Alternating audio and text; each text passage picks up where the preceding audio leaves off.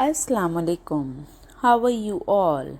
I hope you all are fine and must be excited for your new class. I am here to teach you computers. Very interesting subject. We will do practical as well. We will do activities.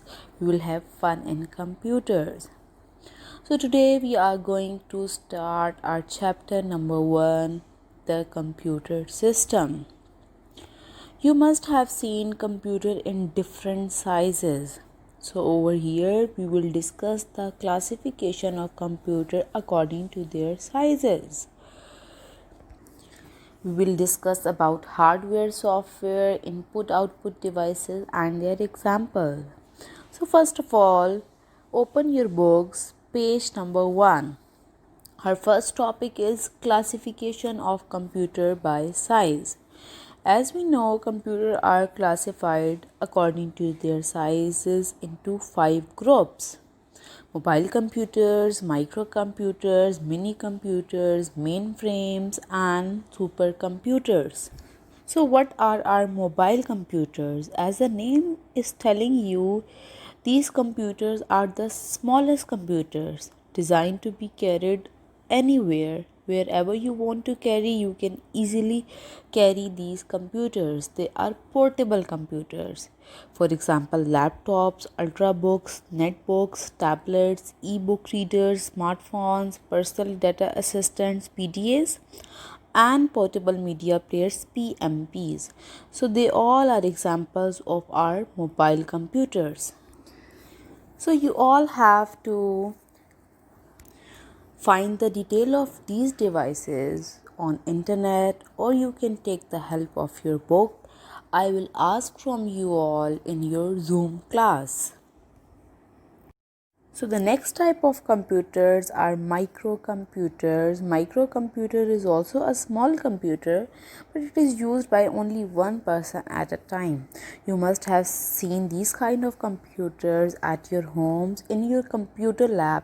The desktop computer that you see in most of your offices as well, schools, colleges, and homes, they all are microcomputers.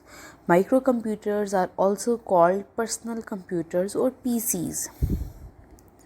So next type of computers are mini computers.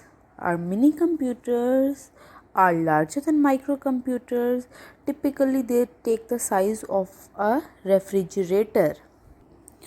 Mini computers first appeared in 1960s, but in 1980s they were replaced by microcomputers because microcomputers were smaller and more powerful with time. Our next type of computers are mainframes. Mainframe are big, powerful and expensive multi-user computers. What does multi-user means? That more than one person can use at a time. They are mainly used for bulk data processing. Like if a large amount of data has to be processed, so mainframe computers are used. So they are used in big organizations like government offices, airlines and banks. IBM 4381 is an example of mainframe computers. So last category is supercomputers. As the name is telling you, supercomputers are the biggest and more powerful computers. They often occupy the size of a full room. They have this much big size and they can perform trillion of instructions per second. They are mostly used in government organization, and large industries use them for work that requires a large lot of numeric calculations, such as weather forecasting. As we know, whatever be the size of computer, but a computer system consists of two main components, that is hardware and software. Now what is hardware? Hardware, as we have studied in junior classes as well, hardware are those physical parts of computer that you can easily see and you can touch them.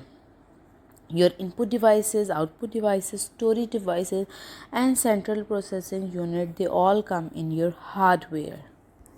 So now we will learn about input and output devices in detail that are used mainly for commercial purposes.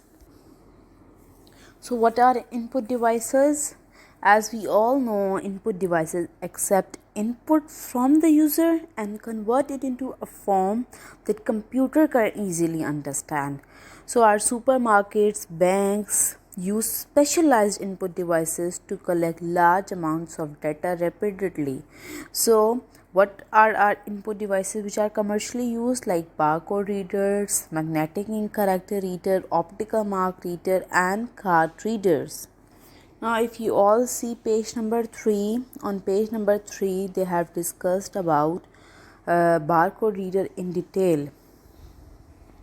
Now what is barcode? A barcode is basically a unique combination of vertical bars that represents the product information like its price, place of manufacture, etc. So where we can find these barcodes? We can easily find them on many products like grocery items, clothes, books. Now what is the working of our barcode reader? The cashier basically it uses a barcode reader to scan the barcode of purchased item which gets input into the computer, and the computer uses that barcode to identify the product. Now come on page number 4, we will study about MICR. What does MICR stand for? Magnetic ink character reader. They are mostly used in banks. Why they are used in banks? Because it contains magnetic ink.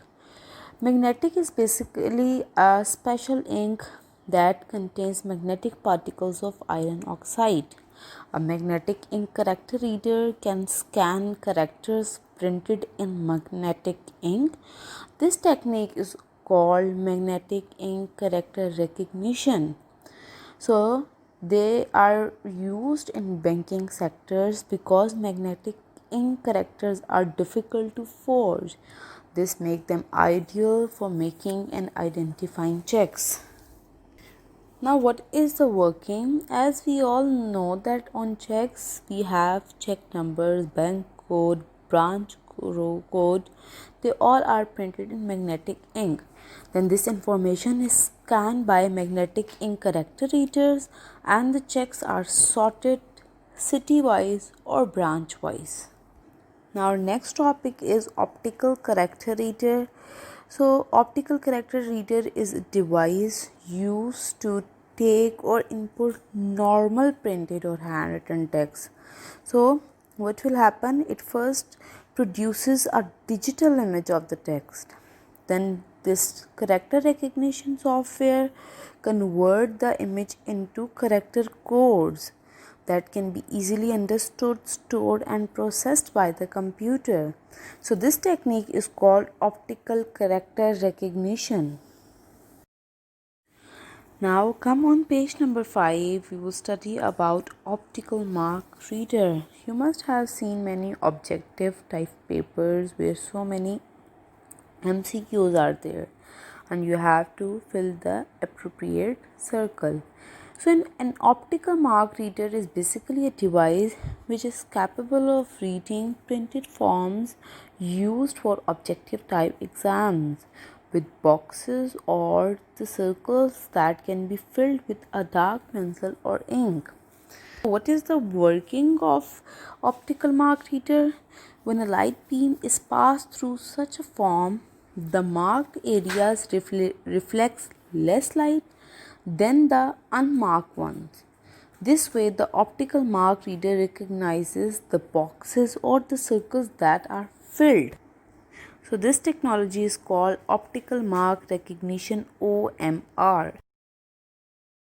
So our next topic is card reader. So what are card readers? As the name is telling you, they basically read the information stored on cards such as magnetic strip cards and smart cards. You must have seen gift cards, so they are example of magnetic strip cards. Information is in the form of numbers or special characters. and is magnetically stored on a magnetic strip. You must have seen when the card is swiped through a magnetic card reader, it reads the information quickly and accurately. But you have to be careful with these cards. Exposure to magnetic fields, physical damage, and contact with certain liquids can destroy the all information on the card. Now, what are smart cards? Smart cards look like the magnetic strip cards, but it has a small chip instead of magnetic strip. You must have seen in most of the credit cards and debit cards issues nowadays they have a chip instead of magnetic strip. Now, what is the advantage of it? It store more data than magnetic strip cards.